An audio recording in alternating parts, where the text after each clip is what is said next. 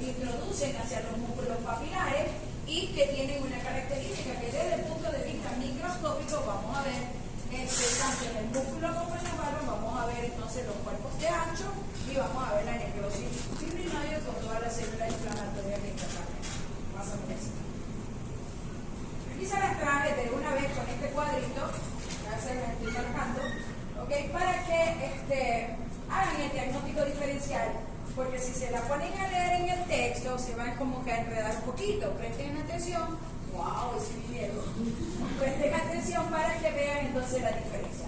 Lo que les estaban diciendo, son múltiples vegetaciones que se colocan acá en toda la línea, son pequeñitas, en toda la línea de la cara anterior de la válvula y que no se meten hacia los músculos papilares.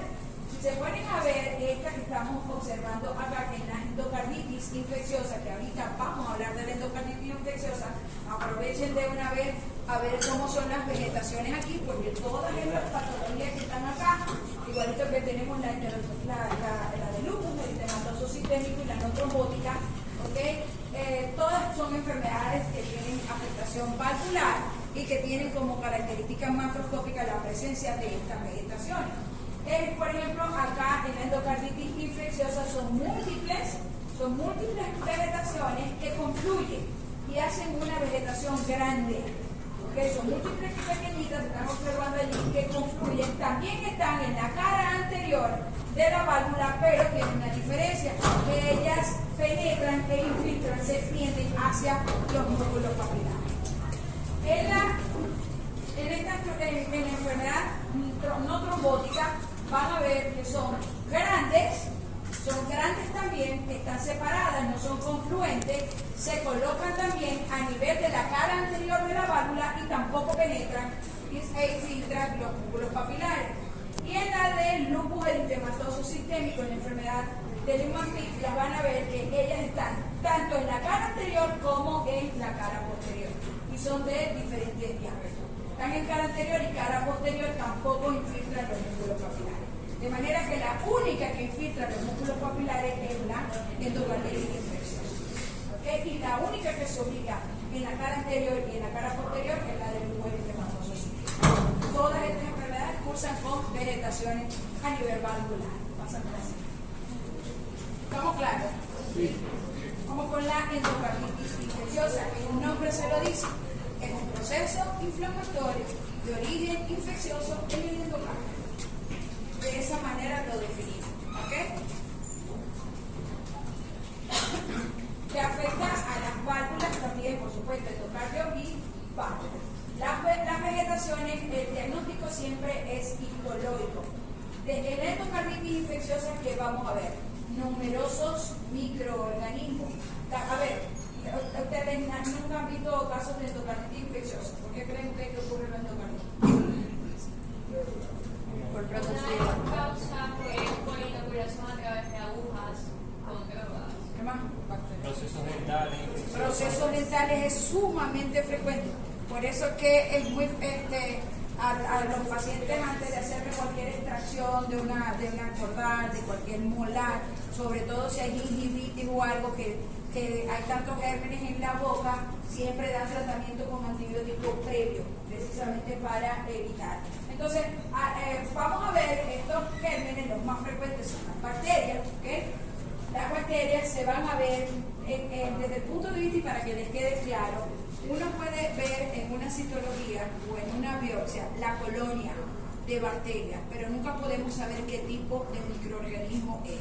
Podemos decir hasta que son cocos o son bacilos, se puede ver, tanto en una citología como en una biopsia con función con hematoxilina y eosina. Entonces, desde el punto de vista morfológico, macroscópicamente vamos a ver esas vegetaciones que, como dijimos ahorita, eran muchas pequeñitas que confluyen, en este caso bacterias. ¿Qué sucede en los pacientes? Es muy fácil verlo en los vasos linfáticos, en los émbolos sépticos. ¿Okay? Y por supuesto, si hay émbolos sépticos, imagínense ustedes que es un procedimiento quirúrgico en la cavidad bucal. Los gérmenes se van a través de los vasos sanguíneos hacia la válvula, hacia el corazón. Entonces, cuando ellos no están completamente repletos, no producen infarto. Pero cuando están completamente repletos, el vaso sanguíneo produce una isquemia y produce un infarto. Recuerden cuando hablamos de infarto, que lo más frecuente es por el desprendimiento de la placa telangiectasia, de un fragmento de una placa, pero puede haber un infarto por cualquier cosa. ¿Okay? Cualquier cosa que es un émbolo, hace un trombo, viaja y puede hacer un infarto. Vamos a ver así. Allí la tienen en fresco, como se observa, aquello fue solamente el dibujito, pero fíjense, son múltiples chiquiticas que hacen una gran vegetación amarillenta en la cara anterior de la válvula con la infiltración de los músculos papilares. La endocarditis infecciosa es una enfermedad, anteriormente era mortal el 100%. Ahorita no es, si se hace un diagnóstico a tiempo, ¿okay? puede no ser tan mortal. Sin embargo, todavía hasta esta fecha, porque eso es muy rápido. La endocarditis se divide en endocarditis agudas y endocarditis subaguda. La endocarditis aguda es la que es más mortal, hay que hacer la clasificación, porque los gérmenes son muy, pero muy virulentos. Es por esto que esta es la de mayor, la de peor pronóstico. Tiene una característica y es que normalmente se presenta en válvulas que están normales. Es decir, una persona normal, un paciente normal que tiene sus válvulas normales y se puede presentar la endocarditis infecciosa de tipo agudo. No, la subaguda se presenta cuando hay una valvulopatía previa. Esa es una de las diferencias. Y en la subaguda, por ejemplo, los gérmenes no son tan virulentos como sucede en la aguda. ¿Qué pasa? Pacientes que tienen alguna valvulopatía por X causa. Ahorita todo el que se hace un ecocardiograma, que si tiene una estenosis la válvula tal, que si tiene una estenosis. Yo me hice un ecograma y me dije, tengo todas las tres válvulas idas, nada más tengo la aórtica entre comillas sana. ¿Okay? Pero este tipo de patologías no, son otro tipo de patologías, no por estenosis o algo por el estilo, sino por un daño en una válvula, en un recambio valvular, por alguna patología isquémica, etc. O sea, es una válvula que esté realmente afectada. Son menos destructivas, las subagudas son mucho más destructivas porque son necrotizantes en la endocarditis. Recuerden que les acabo de decir que se producen abscesos y que hay infartos sépticos, entonces hay una necrosis. Es una valvulopatía muy necrotizante, la endocarditis aguda. Esas son las diferencias entre la aguda y la subaguda. Por supuesto, la que es mortal es la endocarditis aguda. Ahí tienen la fotografía de las vegetaciones, como se observa, ya lo vieron en el dibujito.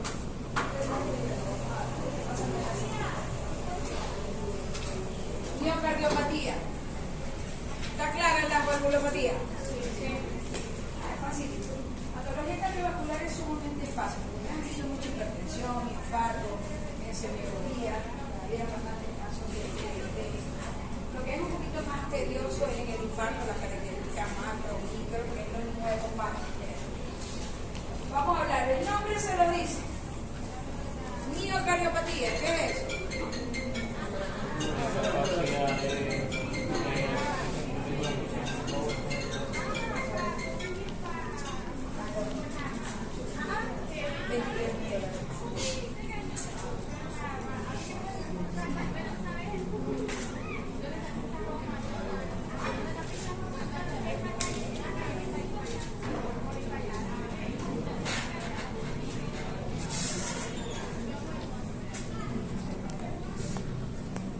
Afectación del corazón que ocurre porque se afecta el miocardio. Ahorita hablamos del endocardio y de las válvulas. Vamos a hablar ahora del miocardio. Y existen tres tipos de miocardiopatía. Cada una tiene sus causas completamente diferentes, son mucho más frecuentes en los niños, ¿okay?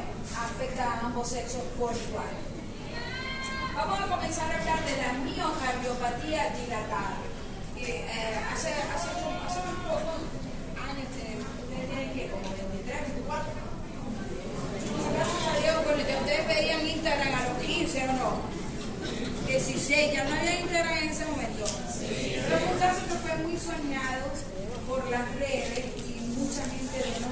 de un nene aquí en Maracaibo que tenía una miocardiopatía, no recuerdo si él era hipertrófica o era dilatada, era hipertrófica o era dilatada, y le tuvieron, ese nene se hizo muy famoso en las redes porque muchísima gente donó para poderlo llevar al Anderson de Houston para que lo operara. No tanta metodología, pensando en cosas así. Pero ok, son enfermedades mortales cuando no se tratan, no se logra la corrección quirúrgica como debe ser. A veces necesita, o sea, es un trasplante cardíaco. Son nenes que son muy pequeños, sobre todo las que tienen los 100% de las causas que son genéticas, dependiendo de la que estemos hablando, y esa es la única forma de salvarse, es con un trasplante cardíaco. Vamos a comenzar con la miocardiopatía dilatada. El corazón se va dilatando progresivamente y hay alteración de la función contráctil, es decir, de la sistólica. ¿Okay? Ya deben recordar la fisiología. La causa de la miocardiopatía dilatada es un 50% genética. El 50% es genética. Hay un proceso inflamatorio a nivel del miocardio, es decir, hay células inflamatorias entre las fibras musculares estriadas cardíacas. Otra de las causas puede ser cualquier proceso inflamatorio, sobre todo en los casos de adultos de mayor edad. Pacientes pueden quedar con una miocardiopatía después de la extracción de una tumoración en corazón, o después de un recambio valvular, o después de cualquier cirugía de tipo cardíaca. Puede haber un fallo en la dilatación y alteración de la disfunción contráctil. Son pacientes que de por vida terminan con alteración durante la sistólica. El alcohol y otros tóxicos y algunos medicamentos también están relacionados con las miocardiopatías dilatadas. Pacientes alcohólicos crónicos, ¿ok? Alcohólicos crónicos hacen este tipo de miocardiopatía. A veces dice que murió el del alcohólico, estaba en la calle, era negro, ¿cómo se dice? Indigente, etcétera. Ando mal. Es que de anoche con la noticia esa que estaba dando me volvió. Pero bueno, ya solucionado. Algún tipo de medicamento, pues estos pacientes cuando fallecen, la mayoría dicen debió haberle dado un infarto, murió porque era alcohólico, y no siempre la causa es la cirrosis hepática, sino estos pacientes, por supuesto, es un hallazgo que uno lo ve y está reportado en las autopsias, y siempre tienen un corazón súper dilatado con unas paredes muy delgaditas, por lo cual no puede hacer la contractilidad. Y otra de las causas es durante el parto. ¿Okay? El bebé puede contaminar, puede hacer esa afectación durante el parto, y que generalmente se manifiesta 1 mes, 2 meses después de nacido el bebé. Yo creo que sí, ustedes no fueron. El grupo anterior hicieron una autopsia conmigo de un bebecito, y yo les estaba comentando que la última promoción que había egresado de médico, que yo fui madrina de esa promoción, estábamos todos súper chéveres, y una de las muchachas estaba embarazada, una de las graduantes, que había sido de mi grupo, había sido alumna mía. Y hay que ver, me dice, profe, yo la semana que viene me hacen la cesárea. Le hicieron la cesárea, el bebé ya cuando tenía 4 meses, me llega desesperada al Paraíso, y le digo, ¿pero qué pasó? Que quería que yo le hiciera una autopsia a su bebé. Quería que yo le hiciera una autopsia a su bebé. ¿Qué pasó? Me llama el doctor Melvin Chávez y me dice, mira, esta bebé estaba de lo más normal. Y comenzó con una disnea, se puso cianótica, me la llevaron a mí. Yo tuve una 6 horas, la tuve que pasar a la UCI, y se murió en menos de 24 horas. ¿Qué estáis pensando? Me dice, no sé. No sé, me dice Melvin, ¿qué pudo haber pasado aquí? Cuando le hice la autopsia, una miocardiopatía dilatada. Y tenía trombos cardíacos por todo. Trombos cardíacos porque lo había sentido. ¿Y esto qué es? Estaba todas las paredes dilatadas. Yo le dije, mira, para hacer durante el parto, no creo porque tenía que pasar un poquito más de tiempo y fue a las 4 semanas. Puse a interrogarla a ella, porque ella estaba, por supuesto, bajo estado de shock. Y le había dado COVID en el primer trimestre y había tenido un citomegalovirus también en el primer trimestre. Yo lo que creo es que hubo allí una reacción inmunológica y había recibido cualquier cantidad de tratamiento, que esa fue la causa de la muerte. Es mortal. Cuando nacen y a las 3, 4 semanas, 8 semanas, el bebé va a estar toda la vida en una cama, sin poder, con la disnea, cianótico, sin poder, una insuficiencia respiratoria continua, sin poder moverse. 2 meses más o menos, cuando la causa es durante el parto, no lo desarrollan así tan fácil, pásame así. Fíjense, un corazoncito normal, ¿ok? Y miren acá cómo están las cavidades, las 4 cavidades se dilatan, miren las paredes se disminuyen de tamaño. Por supuesto, para cuando ustedes les pregunten características macroscópicas y microscópicas, que me encanta preguntar, es la dilatación de las 4 cavidades, ¿ok? Aumentada de tamaño en las 4 cavidades con la característica, si están aumentando, pues adelgazamiento de las paredes, tanto de las aurículas como de los ventrículos. Por eso se explica el por qué con estas paredes así el corazón no tiene una disfunción de tipo contráctil, va a siempre estar en el proceso sintónico. La miocardiopatía hipertrófica tiene una característica, el nombre se lo está diciendo. Allá es dilatada, sean vivos. Allá es dilatada, están las cavidades dilatadas. Si está dilatada la pared tiene que estar adelgazada. Aquí en la hipertrófica, ¿ok? ¿Está qué? ¿Qué es hipertrofia? Aumentado de tamaño. Entonces hay una hipertrofia del músculo cardíaco y por supuesto entonces si hay una hipertrofia no hay buena distensibilidad, ¿okay? Generalmente es a expensas del ventrículo izquierdo y allí el venado diastólico. Eso es fisiología, ¿okay? Eso es circulación mayor y menor. El 100% de la causa es congénita. 100% de las causas son congénitas. Este es el caso del Menense que sonó bastante la que aquí en Maracay. Desde el punto de vista macroscópico, porque aquí solamente le tengo la microscópica, ¿qué creen ustedes que hay?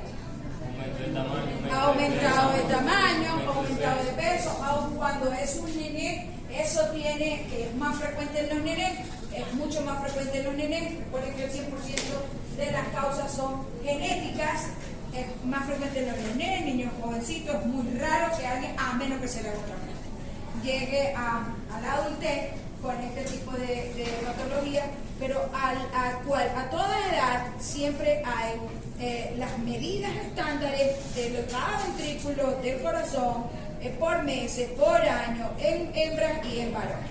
¿Okay? Entonces es muy fácil, hay aumento de tamaño y aumento de peso del corazón con hipertrofia de las paredes de las cámaras cardíacas a expensas más que todo del ventrículo izquierdo, por lo cual el venado diastólico es irregular, es anormal. Ahora, desde el punto de vista microscópico, hay hipertrofia de los miocitos, es decir, hay aumento de tamaño de los miocitos, hay desorganización de los miocitos y hay proliferación de tejido fibrocolágeno entre fascículo y fascículo, que es lo que se conoce con el nombre de fibrosis sintética. ¿Estamos claros? Es sencillo. Acá para que vean, el corazoncito es normal y aquí tienen entonces, fíjense, miren el engrosamiento que hay acá importante en las paredes, tanto del ventrículo, de ambos, pero es más importante a nivel del ventrículo izquierdo, recuerden que estamos así. ¿Okay? Imagínense el corazón de esta manera. Entonces, fíjense, miren cómo están las paredes, muy pero muy gruesas por la hipertrofia del miocito, por la proliferación, por la fibrosis intersticial, es decir, por la proliferación del tejido fibrocolágeno. ¿Y qué creen ustedes si yo les pregunto, ok, con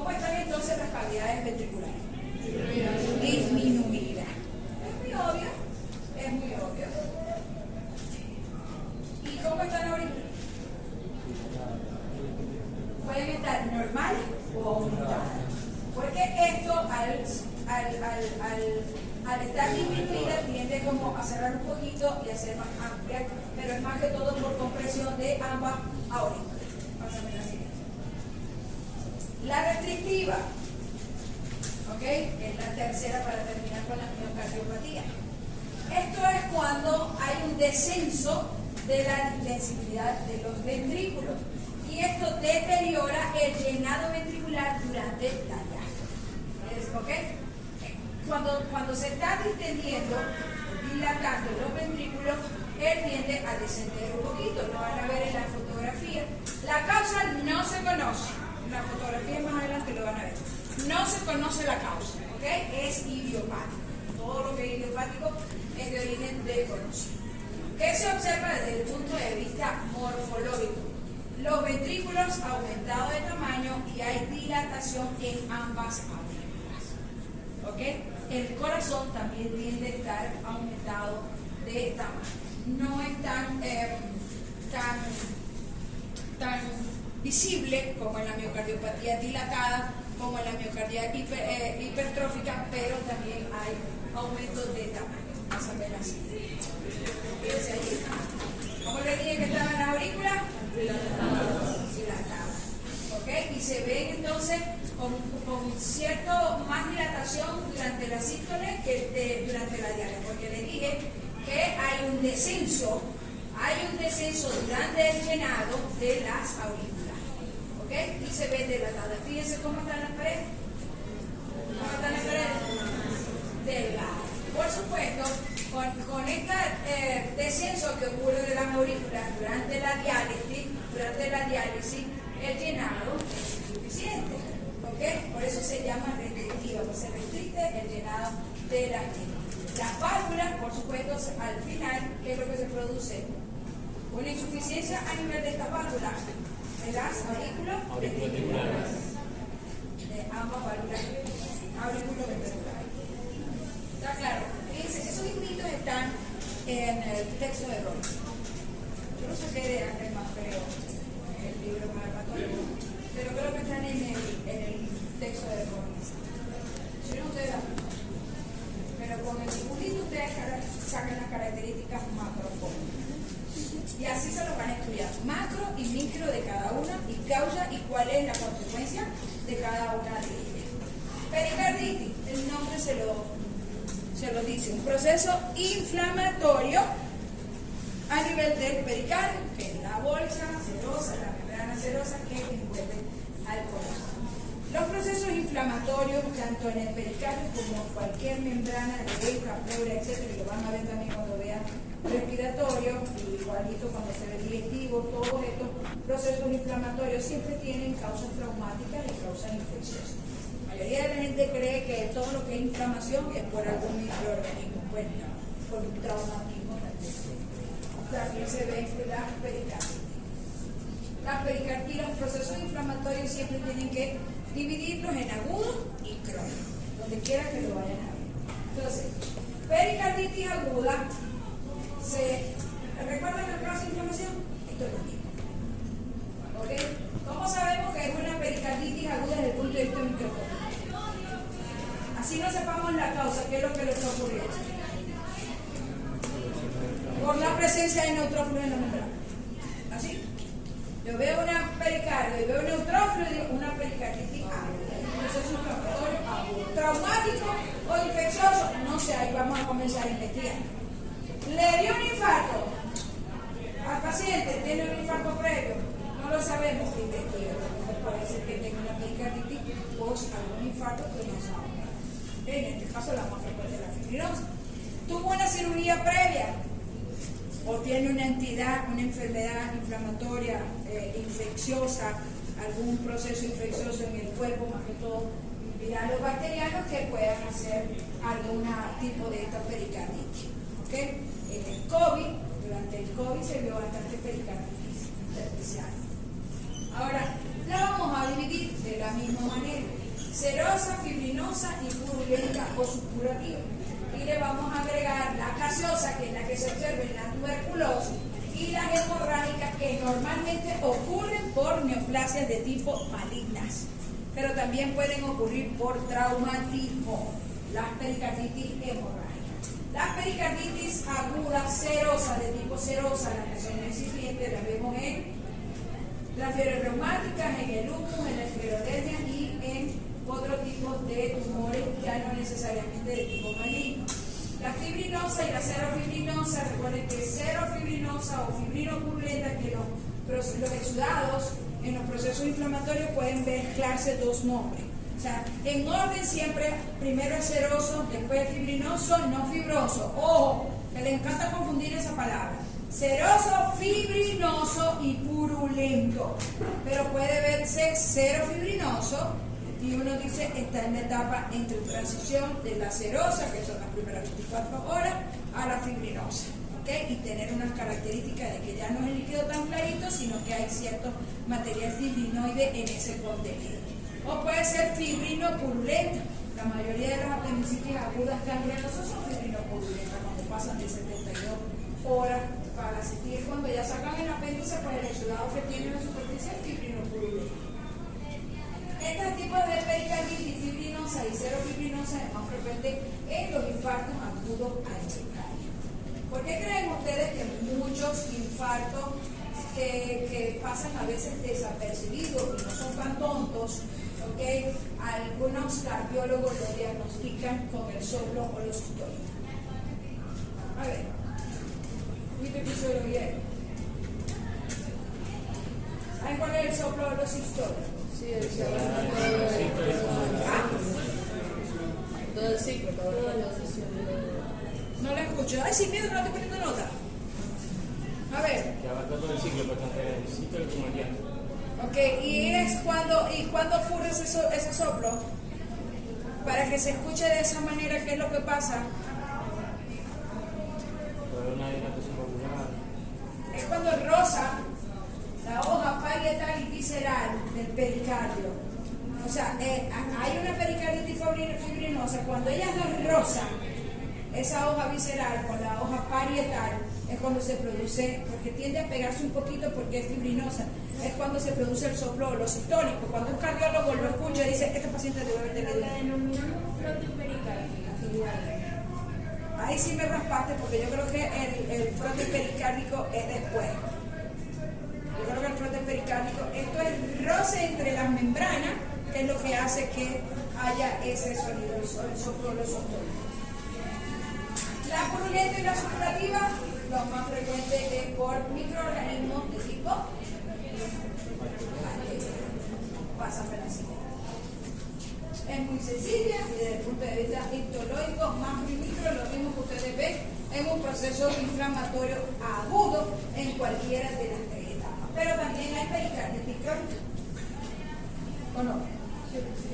¿Cuándo se observa cuándo podemos hacer el diagnóstico de una pericarditis crónica desde el punto de vista histológico? Cuando hay macrófago. ¿Cuáles son? Desde el punto de vista ¿qué más?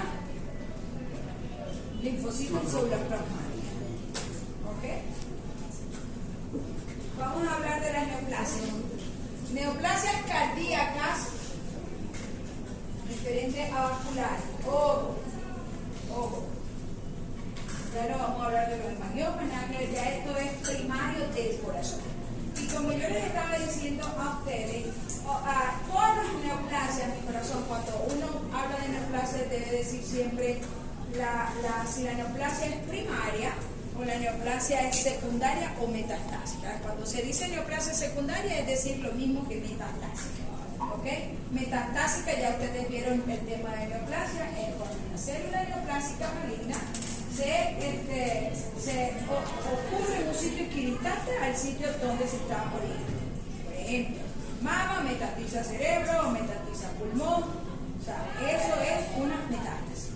¿Ya? Y siempre son las secundarias. Las primarias son las que nacen del tejido que compone ese órgano. En este caso, nacen del tejido que compone el corazón.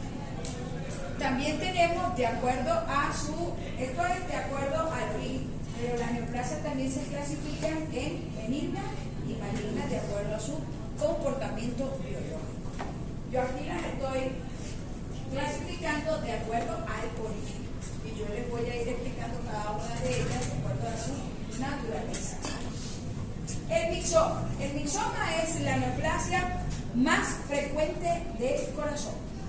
Es una neoplasia de tipo benigna y es de origen mesenquimal. El mixoma se caracteriza por ser un solo nódulo que puede ser desde muy pequeñito a ser muy grande. Puede medir 5 milímetros y estar nadando libre en las cavidades. Podemos observarlas en cualquiera de las 4 cavidades, pero es más frecuente observarlas en las aurículas que en los ventrículos. Hay otros textos que dicen que es más frecuente en los ventrículos, es más frecuente en las aurículas. Los mixomas son de forma nodular. Nodular es redondito, ya ese término lo tienen que tener ustedes claro por el tema de neoplasia, es redondito. Es como si ustedes vieran un durazno, una mandarina, una bolita de gelatina amarillita. Es la mejor comparación, la bolita de gelatina. Me miran así como que... Es la mejor comparación, es como imagínense ustedes una bolita de gelatina del tamaño de un limón, del tamaño de un durazno. Puede crecer mucho también, puede crecer mucho, pero cuando crece mucho obstruye por completo el espacio de la cavidad. Se han visto casos que están en el presente en los ventrículos, están abajo en los ventrículos y su crecimiento, como son tan blanditos, pasan por la válvula auricular ventricular y se ubican también en las aurículas, pero comienzan de abajo hacia arriba. O sea, están ubicadas en el ventrículo. ¿Sí me van siguiendo? Sí. Y sube porque es muy blandito, es muy baboso, es como ver la gelatina. Ustedes agarran una bolita de gelatina del tamaño de un mamón, mamón, sí, así tal cual, pero como una gelatina de piña, así, es muy blandita, es muy friable. La superficie externa es lisa, es súper brillante, amarillita, tal cual como se los estoy comentando, y al corte es blandito. Y tiene un material mixoide, de allí el nombre de mixoma. Es un material como translúcido. Es difícil mostrárselo de esta manera, tengo que sacarle una foto a una pieza macroscópica que se ve un material de aspecto mixoide. Pero es así, es un material baboso, gelatinoso. El material mixoide es más transparente. La tumoración es amarillita como tal. Mientras más pequeñita es, más pasa desapercibida. ¿Por qué? Porque da poca sintomatología. Porque está nadando en la cavidad donde se encuentre, llámese aurícula como llámese ventrículo. Mientras más grande es cuando produce oclusión parcial o total de alguna de las cavidades cardíacas donde se encuentra. Cuando son muy grandes pueden ser mortales. Cuando ya hay síntomas bastante importantes es porque ya tienen un tamaño mayor de 2 centímetros. ¿Okay? Hay textos que dicen que puede ser hasta 10 centímetros y eso lo mata. Imagínense ustedes qué cavidad, qué aurícula, qué ventrículo mide 10 centímetros. Entonces una neoplasia de origen mesenquimal benigna y es la más frecuente del corazón. Más del 95% de las neoplasias cardíacas son mixomas. El lipoma es una neoplasia benigna de origen mesenquimal, específicamente del tejido adiposo. Así tienen que hablar. Neoplasia benigna de origen mesenquimal, específicamente del tejido adiposo. Ustedes están hablando de un condroma, es una neoplasia benigna de origen mesenquimal, específicamente del tejido cartilaginoso. Recuerden que los mesenquimas también son especialidades. Los lipomas son los segundos en frecuencia, ese es el orden de frecuencia. Ahí sí me puse de buena gente y le puse el orden de frecuencia porque también preguntamos el orden de frecuencia en los exámenes y en los talleres. Es el segundo en frecuencia. El fibroelastoma, que nace de los fibroblastos, si se dan cuenta, todas son de origen mesenquimal. Porque ¿dónde ven ustedes allí epitelio?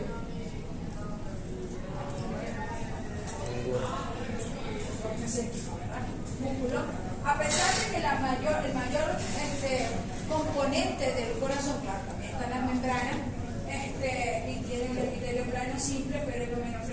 pesar de que el mayor componente del corazón es músculo estriado cardíaco, el sarcoma o el rhabdomioma son las neoplasias menos frecuentes del corazón. ¿Ya? Entonces, el fibroelastoma, que nace de las fibras del tejido fusiforme, del tejido fibroblástico, del tejido tesosténico, de fibra y fibra, de allí nace el fibroelastoma y es también benigno, muy poco frecuente. Son neoplasias generalmente no llegan a pasar más de 3 centímetros. Los linfomas pueden verse de cualquier tamaño. Los rhabdomiomas son neoplasias benignas que se originan del músculo, del propio músculo estriado cardíaco. Son de bordes, sus superficies externas son lisas, son brillantes, son de color pardo oscuro, porque tienen el color del corazón. ¿Okay? Ya fijadas en formol, si las vemos a fresco, pues se ve rojo vinoso más que todo, pero ya fijadas en formol se observa de color pardo oscuro. Casi ninguna de ellas, excepto el linfoma, es el que más que todo puede tener una cápsula de tejido fibrocolágeno denso, que es el que la hace y lo separa en lóbulos. Y el sarcoma es la neoplasia maligna más frecuente del corazón. Dentro de las neoplasias primarias es la menos frecuente, pero de las malignas es la más frecuente. El sarcoma, porque el corazón está constituido por tejidos de origen mesénquico. Vamos claro. Fíjense que yo no les estoy colocando aquí macro y micro de cada una, pero eso se les estoy explicando de manera que si lo podemos preguntar en un examen. Mira, las neoplasias metastásicas o secundarias son muy poco frecuentes en el corazón, pero también existen. Muy, pero muy poco frecuentes, muy raro ver una neoplasia metastásica. En su mayoría, y yo digo, es muy fácil de explicarlo. Se han visto casos, me han llegado casos que metástasis cardíaca. Estoy un caso de corazón y me están imaginando para ver si tienen una metástasis. Y es que están viendo parte del corazón abrazado por una neoplasia. Y en su mayoría, las que yo veo son linfomas, pero son del mediastino. Son neoplasias del mediastino que crecen hacia el lado y abarcan o abordan el corazón. ¿Okay? Entonces, son muy, pero muy poco frecuentes. ¿Que pueden darse? Sí, pero son muy poco frecuentes y generalmente son de origen epitelial, que son las que metastizan a través de los linfáticos, vasos linfáticos, van a los ganglios y de allí pueden ir hasta el corazón. Pero lo más frecuente es ver que le infiltren al músculo cardíaco, pero es por vecindad, porque es por crecimiento infiltrativo vecino, más que por metástasis, que vaya a través o de la vía hematógena o de la vía linfática o que sea intracavernosa. Aquí lo tienen. A ver, ¿se parece o no se parece una bolita de la ¿Cuál es el color? Fíjense esta que está en la aurícula, fíjense esta masa voluminosa, esta sí debe tener unos 4, 5, 6 centímetros y estoy súper segura que ocluyó por completo la aurícula, tapó por completo, obstruyó por completo la aurícula y la sintomatología allí sí es muy pero muy marcada. Entonces fíjense, es amarillo, es brillantica, es friable, a lo que la cortan es muy pero muy babosa, es lisa, es brillante, tal cual como si usted esté viendo un limón, una mandarina, un durazno, pero así como la gelatina. Pásamela así. Suerte por eso.